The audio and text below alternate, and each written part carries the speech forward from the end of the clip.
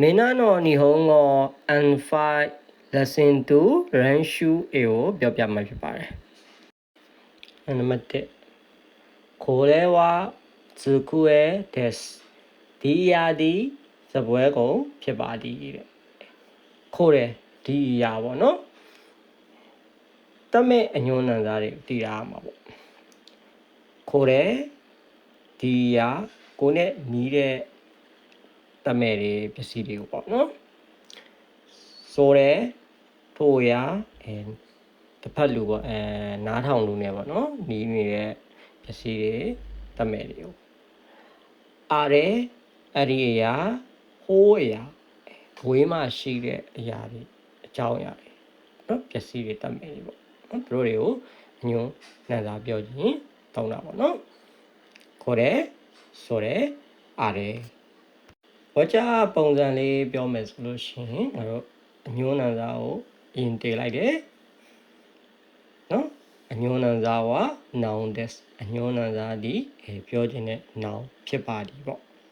နော်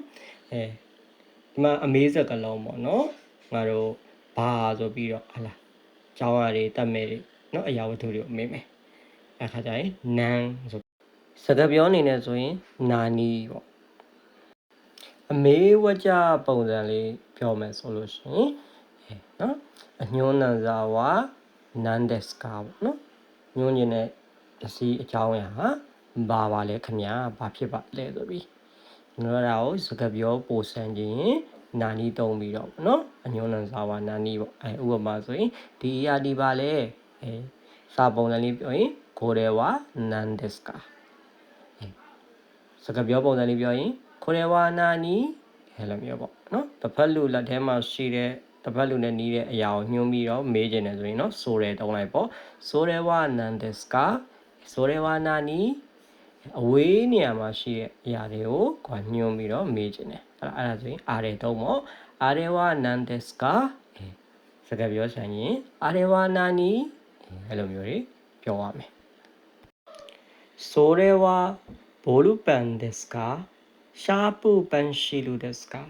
ထိုရာဒီဘောပန်ဟုတ်ပါတလားခဲတာဘောပန်ဟုတ်ပါတလားနော်ဒီနေရာမှာဆိုရဲလေးကိုသုံးပြလိုက်တယ်ဆိုရဲဆိုတော့တစ်ဖက်လူနဲ့နီးနေတဲ့အရာကိုလှမ်းမိတဲ့ပုံစံပေါ့နော်ဒီဝကြမှာဆိုရင်ဝကြပုံစံလေးကအညွှန်းနံစာဝ noun 1 des က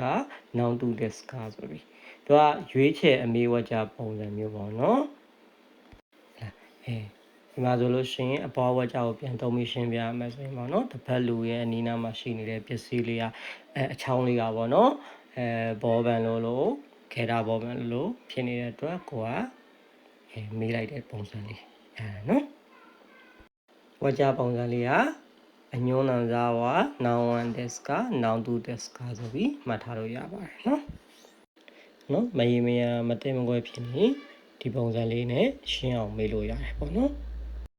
これは車の本ですဒီအရာဒီကားစာအုပ်ဖြစ်တယ်ပေါ့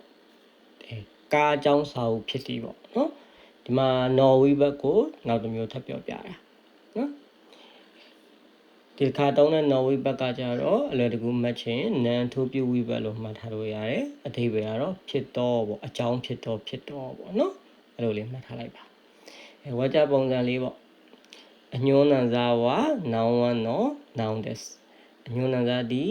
နော် noun 1ဖြစ်တော့ noun ဖြစ်တယ်ဆိုပြီးတော့အမေးစကားလုံးပေါ့ပြောချင်နန်းတော် noun ဆိုတဲ့ပုံစံလေးပြောပြီးတော့နန်းတော် noun des ကပေါ့နော်ဘာ noun ဖြစ်ပါတယ်လဲပေါ့နော်ပြင်စကားပြောတွေမှာဆိုလို့ရှိရင်နော် des ကလေးပြောပြီးနန်းတော် noun အဲ့လိုမျိုးပြောတတ်တယ်နော်အပွားဝကြကိုပဲဥပမာပေးပြီးပြောရမယ်ဆိုရင်ပေါ့နော်ဘာစာအုပ်လဲလို့ပြောကြည့်နန်းတော်ဟုံးဒက်စကနော်စကားပြောပုံစံလေးပြောရင်နန်းတော်ဟုံးအဲ့လိုမျိုးလေးပေါ့နော်